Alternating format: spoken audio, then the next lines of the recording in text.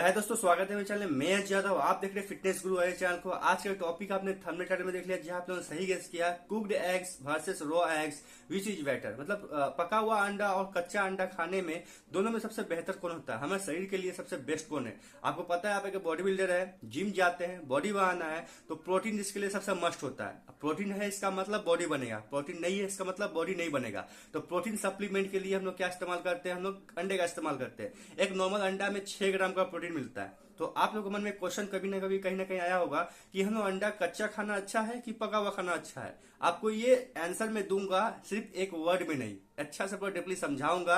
मैंने एक रिसर्च किया, स्टडी किया, उसके बाद ही मैं ये वीडियो बना रहा हूँ। आप लोगों को 100% ट्रू नॉलेज दे रहा हूँ। आपको अगर यकीन ना हो तो गूगल में सर्च कर सकते हैं, कहीं भी सर्च कर सकते हैं, आपको मिल जाएगा। ये रिसर्च पेपर के अनुसार मैं नॉलेज लिया हूँ और उसको बता रहा हूँ आप लोगों को। तो कच्चा अंडा ठीक है या फिर पका हुआ अंडा ठीक है। तो दोनों का अगर तुलना किया जाए कच्चा अंडा और पका अंडा में, तो जो न्यूट्रिएंट की मात्रा होती है, आपको न्यूट्रिएंट पहले समझना पड़ेगा कि अंडे में क्या क्या चीज पाया जाता है। अंडे में सिर्फ प्रोटीन ही नहीं पाया जाता है, अंडे में कार्बोहाइड्रेट पाया जाता है, अंडे में वसा जिसको फैट बोलते हैं वो पाया जाता है, प्रोटीन पाया जाता है। इसके अलावा कुछ माइक्रो न्यूट्रिएंट्स भी होते हैं, बायोटीन, ओमेगा 3, विटामिन डी, उसके अलावा जिंक और क्या क्या होते हैं। इसके अलावा और बहुत सारे आइटम होते हैं जो अंडे में पाए जाते हैं। लेकिन ये सब जो पाए जाते हैं सबके अलग अलग क्वांटिटीज होते हैं, अलग अलग मात्रा में होते हैं। तो दोनों अंडे का डिफरेंस अगर पाया जाए, एक पका हुआ अंडा और दूसरा कच्चा अंडा में क्या डिफरेंस होता है, कौन बेहतर है, कौन अच्छा है, कौन खराब है, इसका डिसीजन हम लोग आज इस वीडियो में देखने की बात करेंगे। बस रिक्वेस्ट होता है, वीडियो लंबा होगा तो ध्यान से देखिएगा और वीडियो पसंद आने पर लाइक कर देना,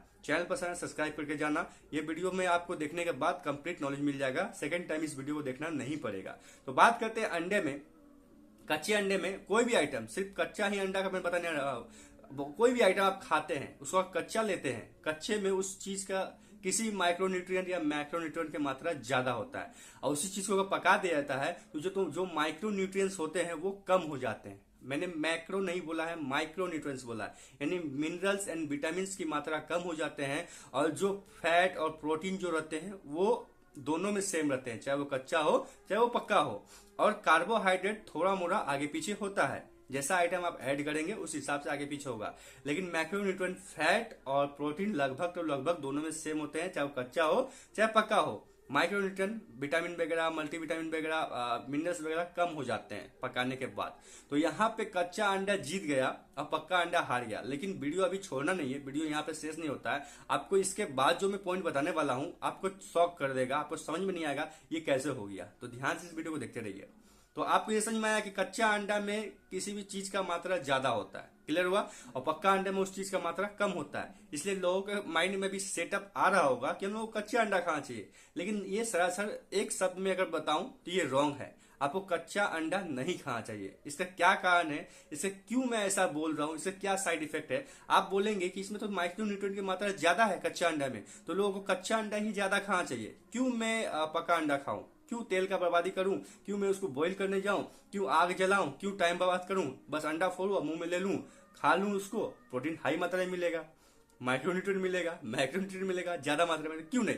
तो मैं क्यों मना कर रहा हूं इसको भी समझ में आएगा। तो सबसे पहले इसके कुछ नेगेटिव पॉइंट जानते हैं कि कच्चा अंडा खाने के क्या नेगेटिव पॉइंट है और पक्का अंडा खाने के क्या नेगेटिव पॉइंट है। तो हालांकि कच्चा अंडा जो हम लोग खाते हैं उसका नेगेटिव पॉइंट बहुत सारे हैं, कुछ इंपॉर्टेंट को मैंने चूज किया है, बताया है, अभी बताने वाला हूं। तो सबसे पहले जो है, कच्चा अंडा खाने के कारण आपका जो पाचन शक्ति है वो कम हो जाता है, यानी पेट का जो पचाने का शक्ति है, नॉर्मल जो भोजन को पचाया जाता है वो स्लो काम करने लगता है कच्चा अंडे के कारण। दूसरा प्रॉब्लम यह है, इसमें साल्मोनेला नाम का एक बैक्टीरिया होता है, या तो वो अंडे के ऊपर में पाया जा सकता है खोल में, या फिर अंडे के भीतर पाया जा सकता है। ये मैक्सिमम चांस है कि आपके अंडे में हो सकता है, कच्चे अंडे में। वो खाएंगे तो वो डायरेक्ट हीट करेगा, और आपको पता है एक बैक्टीरिया बॉडी के अंदर जाता है तो कितने सारे इन्फेक्शन को क्रिएट करता है, आपको बीमार कर सकता है, सिर दर्द क्रिएट कर सकता है और बहुत सारे प्रॉब्लम को क्रिएट कर सकता है।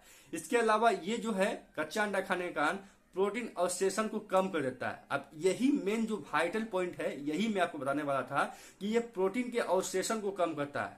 अब ये प्रोटीन अवशेषण क्या होता है, बस थोड़ा सा मैं समझा देता हूं तो आपको समझ में आएगा कि प्रोटीन अवशेषण क्या होता है। तो जब हम लोग कोई भी आइटम खाते हैं उसमें बहुत सारे न्यूट्रिएंट्स होते हैं, प्रोटीन, विटामिन, मिनरल्स, कुछ भी फैट, कार्बोहाइड्रेट होते हैं। तो वो सब जो खाना जो मेरे पेट के अंदर गया, हमारे बॉडी के अंदर गया, पेट के अंदर गया, तो उसमें जो भी न्यूट्रिएंट्स है उसको निकालना होगा। और निकालने के बाद शरीर के विभिन्न बॉडी पार्ट्स में पहुंचाना होगा, जिसको जहां जरूरत है वहां तक वो पहुंचा दिया जाएगा। लेकिन जब तक वो निकलेगा नहीं, बॉडी के दूसरे पार्ट तक पहुंचेगा कैसे? तो उसको निकालने का काम बॉडी के एजेंट्स करते हैं। सिंपली भाषा में समझा रहा हूँ, ज्यादा साइंस के अंदर नहीं घुस रहा हूँ ताकि आप लोग समझ में आए। तो बॉडी के अंदर कुछ ऐसे एजेंट्स होते हैं जो हम लोगों ने खाना खाया, खाना खाने के बाद जो पचाने का प्रोसेस शुरू होता है उसके थ्रू हमारे एजेंट काम करते हैं। वो एजेंट क्या करते हैं, उस खाने में से सारे प्रोटीन, सारे विटामिन, सारे मिनरल्स को निकालते हैं और बॉडी के विभिन्न भागों तक पहुंचाते हैं। लेकिन ये प्रोसेस जो है ये स्लो हो जाता है कच्चा अंडा खाने का। जो हमारे एजेंट है ठीक से उस प्रोटीन को निकाल नहीं पाते, ठीक से अदर न्यूट्रिएंट्स को निकाल नहीं पाते। अंडे खाने के बाद, कच्चा अंडा खाने के बाद जो प्रोटीन उसमें है वो ठीक से निकाल नहीं पाता। जो 100 में 100% प्रोटीन निकाल लेना चाहिए, मतलब अंडा में जो 6 ग्राम प्रोटीन होता है वो 6 ग्राम का 6 ग्राम प्रोटीन नहीं निकाल पाता है। वो मात्र 3 ग्राम यानी 50% ही प्रोटीन निकाल पाता है, जिसके कारण हम लोग को सिर्फ 50% ही प्रोटीन मिलता है। जबकि 6 ग्राम प्रोटीन मिलना चाहिए था, वहां हम लोग को 3 ग्राम प्रोटीन मिलता है। तो यही होता है प्रोटीन अवशेषण। इस क्रिया को स्लो कर देता है कच्चा अंडा खाने के कारण। ठीक है, तो वहीं अगर पक्का अंडा हम लोग खाते हैं तो ये क्रिया स्लो नहीं होता है, वो वैसे के वैसे रहता है। 6 ग्राम अगर प्रोटीन है तो 6 ग्राम का 6 ग्राम ही लगभग हम लोग को प्रोटीन मिल जाता है, 3 ग्राम नहीं मिलता है। इसलिए यहाँ पे जो मैं बताऊंगा, इसलिए मैंने बताया था कि पक्का अंडा खाना ही बेस्ट होता है, क्योंकि प्रोटीन अवशोषण को कम नहीं करता है, वो वैसे के वैसे ले लेता है। और कोई बैक्टीरियल जो इन्फेक्शन होता है वो नहीं होता है, पाचन शक्ति में कोई प्रॉब्लम नहीं होता पक्का अंडा खाने के बाद। ये सब कच्चा अंडा खाने के बाद कॉम्प्लिकेशन जो है वो आ रहे हैं। इसके अलावा और जो दूसरे भी हम लोग आइटम खा रहे हैं, कच्चा अंडा खाने के बाद कोई और भी प्रोटीन का सोर्स हमने लिया, अगर सप्लीमेंट लिया या फिर दलिया लिया या फिर सोयाबीन लिया या फिर पनीर लिया या दूध लिया, तो जो प्रोटीन वो बॉडी के अंदर जा रहा है उसको भी वो स्लो कर देगा, अवशोषण नहीं कर पाएगा, सिर्फ एक कच्चे अंडे की वजह से। तो कितना प्रॉब्लम क्रिएट करता है एक कच्चा अंडा, जिसके वजह से हम लोग लगता है उसका माइक्रो न्यूट्रिएंट ज्यादा है, लेकिन कच्चे अंडे को खाने के बाद बहुत सारे कॉम्प्लिकेशन हो सकते हैं, प्रोटीन सही मात्रा में पूरा नहीं मिलेगा। जबकि पक्का अंडा में ऐसा कोई प्रॉब्लम नहीं है। पक्का अंडा में सिर्फ एक ही प्रॉब्लम होता है, ये तेल में भुना हुआ हो सकता है जिससे कैलोरी की मात्रा बढ़ेगा। बस यही एक नेगेटिव पॉइंट है। अगर आप इसमें तेल को नहीं भूजते हैं, बॉइल्ड अंडा खाते हैं, तो और कोई प्रॉब्लम क्रिएट नहीं करता। जितना प्रोटीन है 6 ग्राम का 6 ग्राम मिल जाएगा आपको, जितना कार्बोहाइड्रेट वो पूरा का पूरा मिलेगा, जितना फैट है वो पूरा का पूरा मिलेगा आपको। माइक्रो न्यूट्रिएंट्स जो है बायोटीन, ये वो जो अगरम बगरम में विटामिन डी, कॉलिन, जिंक और क्या क्या सब है वो ऑटोमेटिक पूरा का पूरा मिल जाएगा पका हुआ अंडा खाने के बाद। स्लो मूवमेंट में कौन काम करता है? कच्चा अंडा। हालांकि न्यूट्रिएंट की मात्रा उसमें ज्यादा होगा, ठीक है ना, कच्चे अंडे में, लेकिन उसको खाने के कारण इतने सारे प्रॉब्लम होंगे, प्रोटीन भी आपको सही मात्रा में नहीं मिलेगा, पूरा का पूरा नहीं मिलेगा, बॉडी तक यूटिलाइज नहीं किया जा पा सकता है। इसके वजह से हम लोग क्या करते हैं, पक्का अंडा को ज्यादा जोर देते हैं, उसको खाइए। ये सब जो मैंने बताया आपको 100% एक जेन्युइन तरीका से स्टडी किया गया है और रिसर्च पेपर में पाया गया है, बताया गया है, उस हिसाब से मैं आपको सामने ये नॉलेज को रख रहा हूं। अब आपके मन में एक जरूर क्वेश्चन आ रहा होगा कि ये कैसे प्रोटीन अवशोषण को कम कैसे करता है। तो आपको पता है कि बायोटीन नाम का एक विटामिन B7 होता है, जिसको हम बायोटीन बोलते हैं, यानी वो विटामिन B7 होता है, जो अंडे के किस पार्ट में पाया जाता है? सफेद वाले पार्ट में, सॉरी, अंडे के व्हाइट वाले, येलो वाले पार्ट में पाया जाता है। और अंडे के सफेद पार्ट में एविटिन नाम का एक विटामिन होता है, प्रोटीन होता है, ठीक है ना। वो क्या करता है, उसको रोकता है, बायोटिन को संश्लेषण करने से रोक देता है, जिसके वजह से हम लोग का प्रॉब्लम होता है, ग्लूकोज क्रिएशन में प्रॉब्लम होता है। बायोटिन का काम होता है ग्लूकोज का निर्माण करना, ठीक है ना। अब ग्लूकोज का निर्माण कौन करता है? बायोटिन। अब उसको अगर संश्लेषण को रोक दिया जाए, रोकने वाला कौन था? एविटिन नाम का विटामिन होता है, उसको रोक देता है, जिसके वजह से संश्लेषण स्लो हो जाता है, एनर्जी में थोड़ा प्रॉब्लम क्रिएट होने लगता है हम लोगों का।